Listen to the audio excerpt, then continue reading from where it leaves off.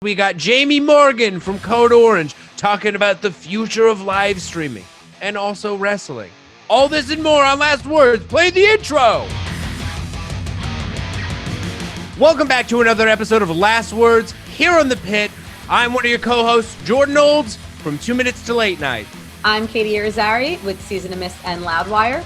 And my name is Doc Coyle from the band Bad Wolves and host of the X-Men podcast. And this week, we got a very special guest from Code Orange, the frontman now, Jami Morgan. What's up, man? What up? How's it going? You know, I've been in my apartment for 6 months, man. Let's talk about wrestling. You're all over NXT and WWE. Were you a fan of wrestling before working for WWE? Yeah, definitely. Yeah, we that was, I think, a lot of the reason why we were able to find that opportunity, because it didn't really come to our doorstep at all any of the times that it happened.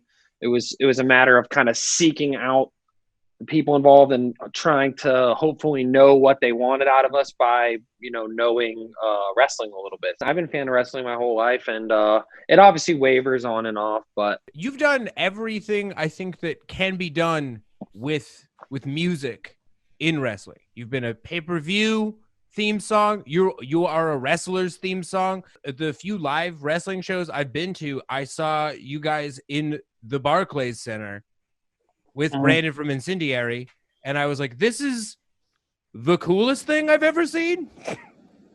That's awesome. Yeah, that was crazy. Yeah, that was insane. How did you guys make the connection with that? Did they reach out to you or vice versa? The way it originally started was we had been pushing them through Roadrunner to try to get a song on for a long time. They became interested in Bleeding in the Blur, a song on our last record. They wanted to use it as a theme for the event.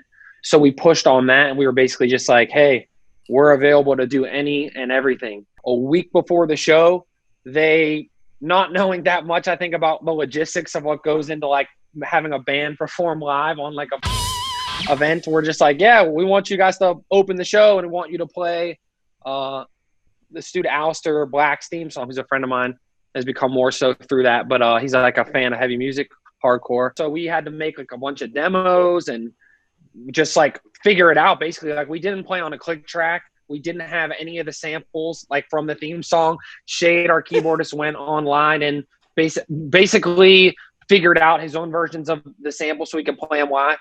And they just threw us out there, and if we would have stopped playing it, literally this show would have just stopped. That's kind of the moral of the story of all of our performances with them. And they give us a little bit, and then we just keep banging on the door and try to make more out of it, basically. One of the things that kind of struck me about it was when I think about Code Orange, you guys are a very serious band, and then you kind of juxtapose that with wrestling. Wrestling is very fun. And kind of, it's kind of, to me, in some respects, almost the opposite of being overly serious. So it seemed like an odd pairing. Did that throw you guys off as well? Or did you think they were, clearly they went for your band for a very particular reason, but did that strike you as odd at all? Or did it just seem like it fit okay? No, because again, I think we understand. Understanding wrestling helped because I felt like we knew what they wanted out of us, but we knew how to give it in a way that was true to ourselves. That wasn't gonna, we weren't gonna be told the day of, do this wacky thing or that wacky thing. I felt like we knew how to talk to them a little bit, how to be respectful, and them guys take it just as seriously as anything. So there's stuff on there that's wacky, stuff on there that's serious. I don't see ourselves as this self-serious band as much as I see ourselves as wanting to present our art as just that, as opposed to what you get 99% of the time now, which is people that are really desperate to be socially, acceptable in terms of the baseline now is to put everything out there about your life, to be funny as you can, to everything's a joke, everything has to, make people not think you think too much of yourself, or there's so many like judgment like lasers that you're kind of like crawling through. And the bands that we like presented the art as what it was, whether it was serious or whether it was comedic at the time.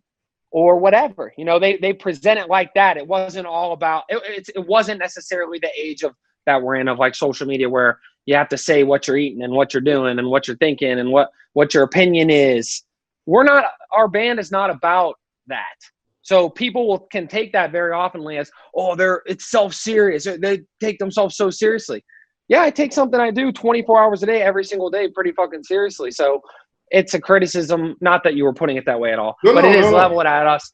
It is leveled at us often. So I just think that's interesting in itself, because that is definitely something we hear a lot. When writing like a wrestling theme song, like what do you have to approach differently with that as opposed to writing just a regular song? The only wrestling theme song we ever wrote was the Bray Wyatt theme song. And basically the way that came about was I could tell that I knew that he was off TV and he was like getting ready to do something different. So I just messaged him on Twitter and I was like, yo, we need to do your song. Cause I feel like I know what you want. And I feel like we could bring that kind of energy, that like youthful, really aggressive, but kind of scary energy that I feel like you're going for. And I don't know you, but let's talk.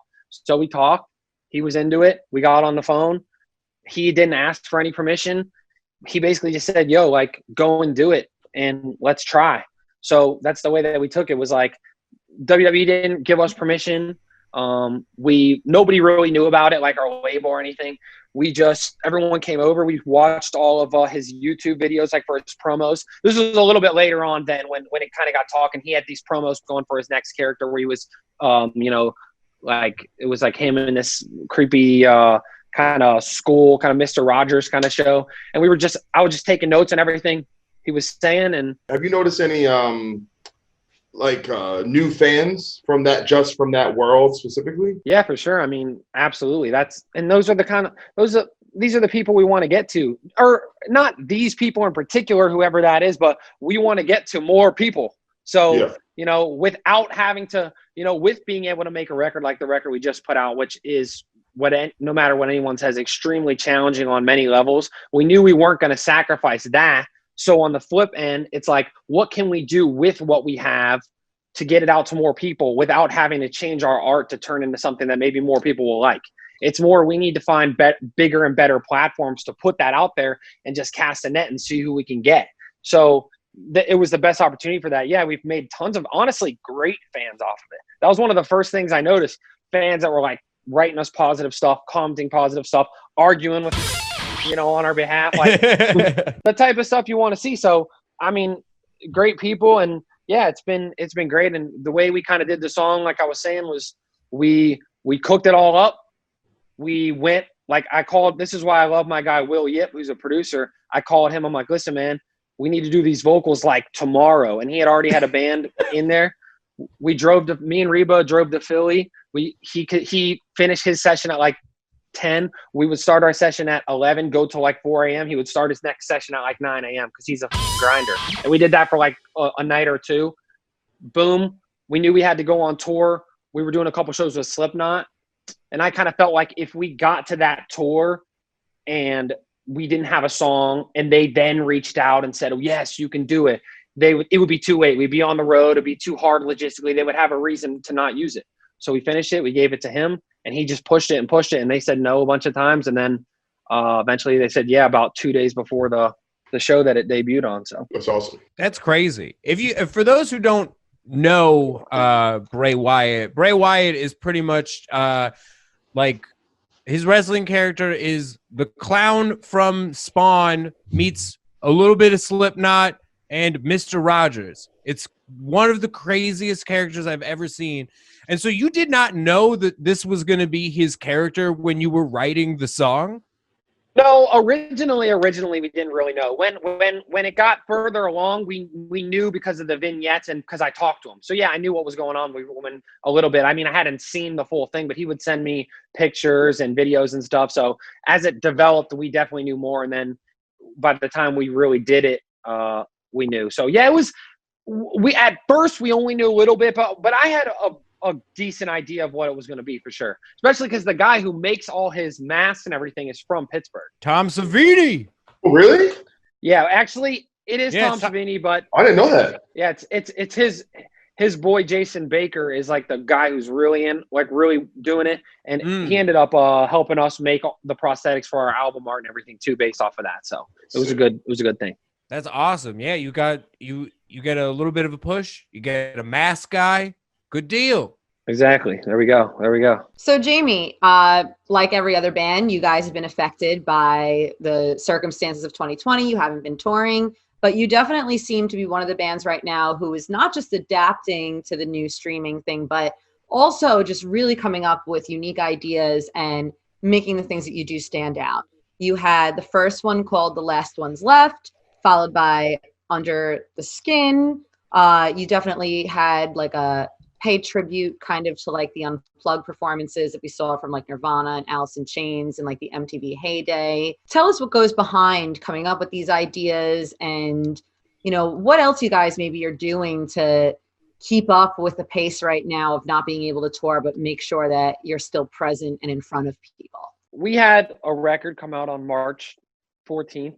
We were supposed to have a show in Pittsburgh on March 13th. That was going to be our record release show. It's going to be our first show in, I think, like 6 or 7 months. First show with our new lineup to kick this record off. Obviously, all this shit goes down that week. So the first stream that we did was pretty much born out of about 2 days before that. The show wasn't going to happen. And we were thinking, okay, what can we do to pivot off of this? Because so much work has been put into this.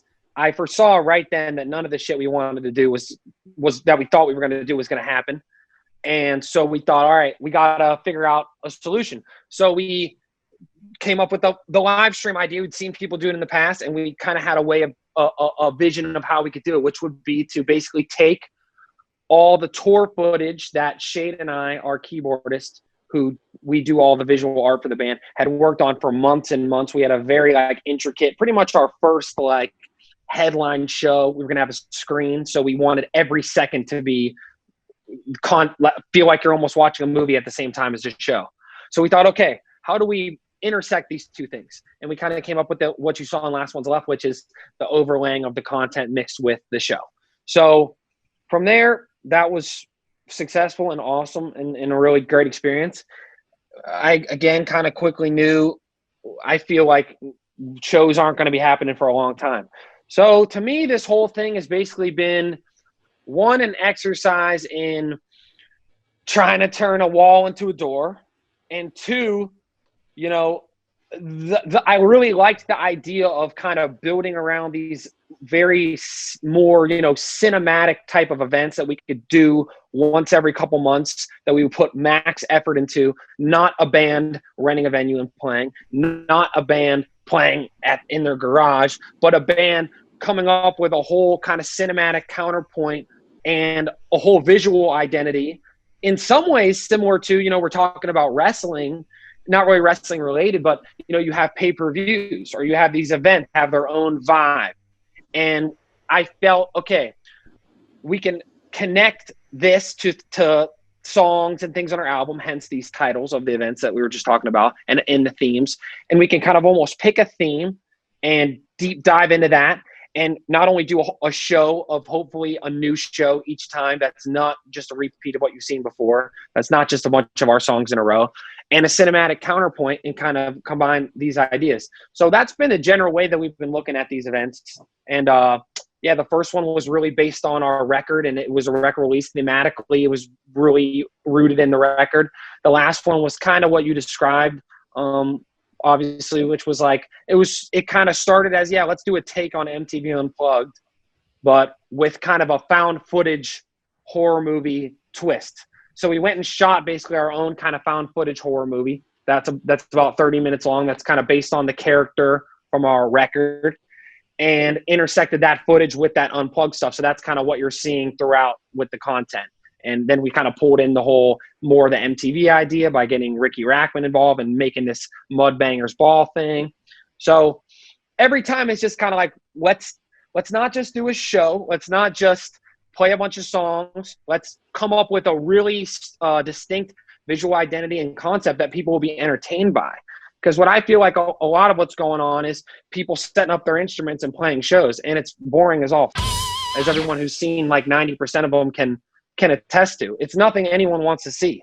because it's like, it's not even like watching a live video of a show. Because again, half of watching a live video show is the crowd, is the production, is the energy. And it's basically like taking all of that out of a band's performance and having to watch them for even longer than you normally would, which for me, it just doesn't work. So if we're going to do these, we felt like it's got to be distinct. We've got to put maximum effort into it on the content side. We got to do it really DIY because we don't have any money. So that's pretty much the way that it's gone. Yeah, man. You guys have literally from day one, just been trying to figure out what to do to make live streams must see, which is exactly what you have to do. It's they can't be, you're right, they can't be concerts without an audience, because that's half of what you like about something. You guys are always trying to figure out like what can bring in the audience. And now, because of each show having a different theme, you're going to just have people, even people who have seen the other streams, they're going to show up for the new one because they're invested in what you guys are going to do. And that's what bands have to do, in my opinion, with live streams, is to kind of make it different, like an entirely new thing that isn't a concert. It's a new medium in general. I agree. That's I think pretty much, and this isn't to give myself a pat on the back or give my guys a pat on the back, but I don't really see anything like that period besides what we're doing. So I feel like hopefully people will catch on to that concept a little more to make these things a little more entertaining, because a lot of what I'm seeing is musicians who are great musicians and playing their songs, which a lot of times are great songs, but it just don't got the same thing. And it's just not very fun to watch. So we're trying to learn from other mediums, whether it be wrestling, whether it be movies. You know, we want each one of these to be like a mini movie. So we're doing our absolute best to learn from those things and combine it with heavy music and make it something entertaining. And I think the next one we're going to do is definitely, like, hopefully going to be like the climax of that visually. We have a very exciting visual idea. We're incorporating other bands as well, so you're getting like an actual show. And I think I'm really excited about that. Well, hell yeah. You know, I have a little experience with this. I just did a guest spot in the band Darkest Hour did a live stream to help save the Black Cat, which is a venue in Washington, D.C., and they just lost their lead guitar player. So what they did was they got other guitar players to basically come in and do guest spots with, like, me and Buzz from Unearth and Mark from Suicide Silence. And I know they had some success, and I also know Trivium had a good amount of success. Essentially, I think they sold like a $9 ticket or something like that. But the way they did their show, they did kind of like a full production, but then they made it like a deep cuts set. So that, you know, even if, it might not have the kind of visual flair or maybe kind of like cinematic themes or something like Code Orange, I think this idea of like, okay, it's not going to be that, but you're going to hear a bunch of songs maybe you wouldn't otherwise hear at a normal Trivium show. So, and I think they sold something like 10,000 tickets, or something insane. They did really well with the competitive ticket, and they're doing it again, but with like a whole new set list of deep cuts, which I think is great. Nice. Yeah. I mean, everybody does their own thing differently. And I think the way we do it, just like everything else, is different than everybody else. So everybody's, I've definitely seen some good ones, 100%. And I think that's cool. They're changing it up. I don't think anyone really can go and just play the same set over and over again, because no one's going to want to see it. So you got to change it up. But I think that's tight. I think what we're going to do is we're going to elevate this medium to the next level, especially on this next stream. It's going to be it's going to show that you can do something, I think, really creative for not a lot of money if you're really willing to put your head in it and put all your resources in it and get all your guys on board. I think that's a big wall that a lot of artists, promoters, et cetera, are hitting with this thing is, a live stream can do very well, especially at a whatever ticket it is, which could be a lower ticket, but you ain't making enough money to facilitate a lot of the stuff that these bands are used to doing. And I know that for a fact. So, I mean, that's probably also why you're not seeing a lot of big bands do it, You're seeing a lot of big bands air old stuff because there's a lot of money that's got to go into big bands, and you got to make a lot of money to make these happen. A lot of promoters and things seem to be having a tough time with that, as we've found out, making money off of this. So the first two we did free. This next one we're also going to do with the ticket for the first time. We got some really fucking cool things that are going to come with that I think go above and beyond just the t-shirt or whatever, maybe standard fare, even all awesome things, but it's some really cool stuff that will bring you into the show. So we're going to roll the dice with that as well.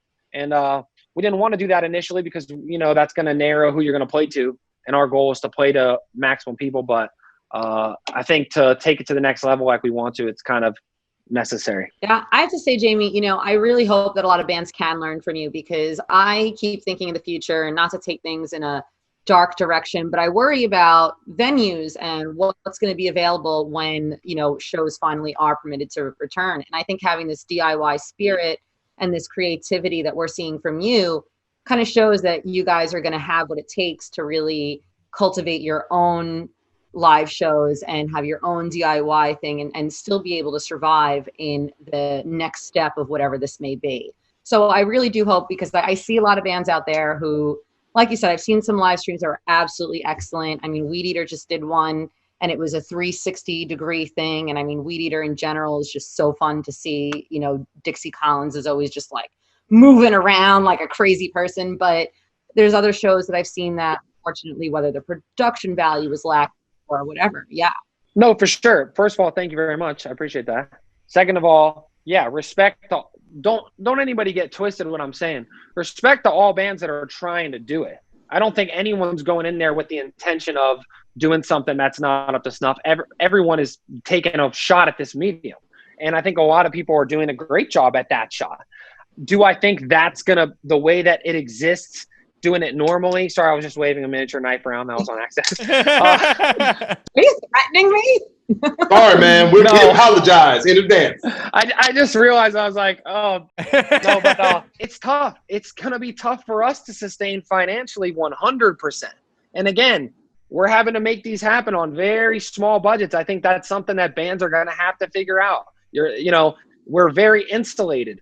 3 of us live in the house that I'm sitting in right now. 2 of us make all the visual content. The other 2 guys were just building the physical stage at the church. That's our friend's church that we're using to do the show. All of it is being done on that level. The same way going into the Swallowing the Rabbit Hole video. That to me looks like $1 million video. It certainly didn't have $1 million budget or a $100,000 budget or a $50,000 budget or a $20,000 budget. But so we had to make a lot of it. We had to build the fucking things that are on our amps. Shade had to build my mic stand with a local sculptor and paint it silver. It's basically the way that it's something we've learned from being a hardcore punk band who's toured America 60 times before anyone even knew we did tour America once. It's that skill that I think people will have to develop to take it to that next level, because financially, for one, it's not sustainable at all if you do it on the way bands do big shows. And 2, creatively, it's really hard, again, sometimes for financial reasons, but sometimes for, once you've done it once, it's hard to do it again in a creative way to bring something new to the table that second time. And for some bands, it seems like even that first time, because maybe they're used to farming their shit out or used to being able to get someone to create their visual content for a tour, and you got to get these things together. This all happened out of nowhere. So I feel for everyone, and I have respect for all bands who are trying to do it. Trivium's obviously doing a great job. A lot of bands are doing a great job. I saw Corey Taylor, who's a friend of mine, just did a really good job doing his. But yeah, I definitely think we were bringing something new to the table 100%. So I'm excited to continue that. It's giving me life. There has not been a day of this whole thing where we've been bored or worried about touring or worried about any of that. This has been maybe the most grind we've ever had in the band, figuring these things out. So, it's keeping us mentally busy. I just want to kind of talk about just some other elements of this with like Bad Wolves, for example, my band. What we did is we started a Patreon and started instead. So we did some streaming kind of live content. We did like an acoustic thing, and each member of the band we go live usually once a week or something like that, and like do powwows, whatever, playthroughs, and just kind of connect with people. But it's been really successful in spite of not doing some big kind of blowout concert. you know, and then I also look at Suicide Silence. What they did was, instead of doing like one show that went out everywhere, they would do basically one show for a certain area. So if I guess your IP address is from one area, you could only view the show if you were in that spot. So they did like 30 shows, and you know, and apparently it did pretty well. I don't know how many people, but like each show, you could buy merch to the show and things like that. So there are different mechanisms. I mean, even, you know, Metallica, obviously they're Metallica, so they kind of stand on their own. Where they did the drive-through show, which was obviously, I'm sure, did very well, but that was more of like a mechanism to help promote the S&M release and all that. So, you know, I think there's a lot of different ways you can go. And I mean, are you guys surviving? I mean, like, you're from the, you know, not to like kind of dip into your personal business too much, but as far as like financially, can you sustain until touring kind of comes back, do you believe? I mean, we can sustain because of the way that we're insulated, because of the grind that we're used to. Yeah. Can we sustain on, I mean, we live in Pittsburgh. I'm not living in LA, or we're doing the same thing we always did. So can we sustain? We'll see. We're doing all right now, but it's a grind. It's a grind for everybody. But like I said, you know, this is how we push forward. So we're never really even focused on that. We're really pretty much never even focused on money whatsoever, except for the money that we have to make to do it. Because again, we've been grinding since we were maybe 15 years old doing these tours, and we certainly weren't making money then. The goal is to get out to more people. That is the goal, to make the best art possible and to get out to more people. For us, that's it. So if we can make the best art possible and get out to more people, great. When that kind of wall thing intersects and that it stops going anywhere, we'll stop doing it. I mean, that's been the mission statement since day one. So like, it's always, what can we almost get away with in the art department while still growing? You know, we want to grow. That we want to be a band that's around in 10 years, that's been able to work their way up that festival bill, or whatever you want to call it. That is our goal, 100%. But without sacrificing what we do. So money gets lost in the shuffle on those things. That's for damn sure. There ain't a lot of money to be made if you're in Code Orange right now, or ever. So not even worried about it. Jami, you brought up wrestling, and I think that like the biggest thing that we can like compare to this concept, these live streams too, is like, you literally have to, the live streams have to be a gimmick. Like everything that we're talking about with your live streams and like the Trivium stuff, and even the Patreon, like you have to come up with like a gimmick. That's the hard part, is either like come up with a model of a live stream that you can repeat and still be interesting, or else you're just try to like top yourself and reinvent the wheel each time. It's going to be an exhausting time. The hardest things for bands is realizing like, it can't be the same set each time. It can't look the same each time. It's going to have to be a brand new thing. And you guys are going for it each time.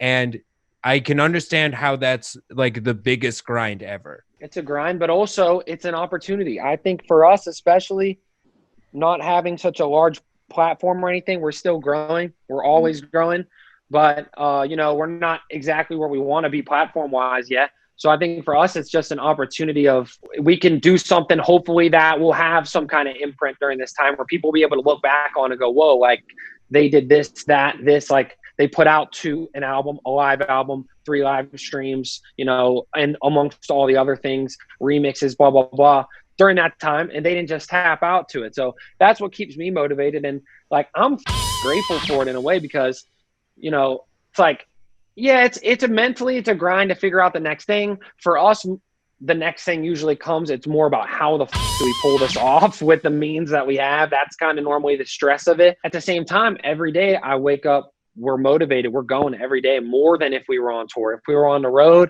you know, we did all the work. And then for us, the road is not really the work. It's usually like we get to play the shows and have fun and get better. But we've done all the preparation. This is more like every day it's talking to people on the phone. Yeah. You know, again, we design all our own merch. We make all our videos. So all that stuff, it's taxing, but it's rewarding. It feels good. I feel like we're doing something special. And that's why I try to come on platforms like this and explain like in depth what it is we're doing. It's not to like pat ourselves on the back. Oh, we're so great. It's because I feel like, I want people to know we're doing this work. And if we do it for a small crowd, it's not as impactful. If we can get the word out to more people about what we're doing, I think maybe they'll be moved by that and they'll be moved to tune in to this next one or whatever the next one is. So it's been enjoyable in a lot of ways. But seriously, just everything to kind of just bring this conversation to like a cyclical end. You had mentioned earlier, that you guys had put out a new record and that tour had been canceled and you just kind of had to readapt to all of that. Do you think if that tour had gone on, you guys would really have the same kind of spirit, this DIY spirit, or do you think it would just kind of be business as usual? Or do you think that this unlocked a new kind of creativity in you? I think it's both, but I truly believe from the bottom of my heart, there is not one band on earth who's got the spirit or the will to grow, the will to push it that we do. So nothing's breaking our spirit whatsoever. It's been an opportunity to show the people who like us and other people how creative we can be. And when, they might have just saw the videos, heard the record, saw us live, and gotten that impression, which I believe they will get in the future, we'll be able to go out and work that grind. And, we were going to play a lot of shows. We were going to play with Slip, do a tour. This was all what we've been working on this for a long time. We're going to do a tour with Slipknot. We were going to do Coachella. We were supposed to maybe do the WrestleMania. We were supposed to do all these things in a row. It was like, okay, we worked on this record for 2 years, worked on this live. Here we go. And that gets pulled out from under you. But again, everybody else has the same job story in a different way. Mostly not musicians, like people who actually have real jobs and life actually really sucks for. So I'm not about it. I feel good about it. But I feel like it's unlocked some creativity for sure. But the spirit we have, and it's not even me, like the spirit the guys in my band have, the grind that they put out every day on whether it's the musical level is already, these guys are grind practicers. So I take that even out of the equation. But on the artistic level, how good Shade's gotten at doing the 3D and doing this visual stuff to like an extreme degree. Reba's dealing with the business stuff all day long. Joe and Dom are building the stuff. They're making our clothes. They're doing all this stuff. That is what I'm blessed with, because I got guys that if you drop them in any other situation, they'd be the guy. So I have 5 of those. So I'm very blessed to have that. So I think that's pushed us along, and whatever happens, as long as it's, we're enjoying it and the goals we have internally are being met, then nothing's going to break the spirit, For sure. All right, well, that does it for us here at Last Words. Jamie, where can the people find you? We're at Code Orange TOTH on everything.